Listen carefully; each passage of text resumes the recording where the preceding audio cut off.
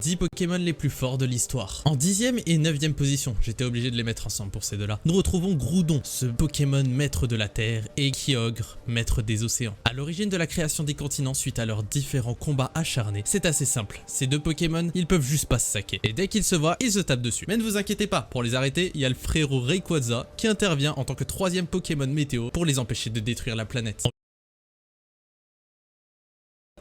Qui intervient en tant que 3e Pokémon météo pour les empêcher de détruire la planète. En 8e position, nous avons Zygarde 100% ou forme parfaite, comme vous préférez. Ce Pokémon protège l'écosystème en utilisant son attaque signature Sanction Suprême. Il est capable de se diviser en cellules et ce n'est que lorsque ses cœurs arrivent à atteindre 100% des cellules existantes que la forme parfaite prend place. En 7e position, nous avons Ultra Necrozma, le maître de la lumière. Après avoir été précédemment blessé par des ancêtres de l'Ultra Commando, il a perdu la capacité de créer de la lumière et a perdu sa forme Ultra pour devenir un simple Necrozma. Depuis ce jour, il souhaite retrouver sa forme originelle en volant la lumière des êtres vivants alentour. Ce n'est que dans Pokémon Ultra Soleil et Ultra Lune que Ultra Necrozma renaît à cause de l'Ultra 10 Pokémon les plus forts de l'histoire. En 10e et 9e position, j'étais obligé de les mettre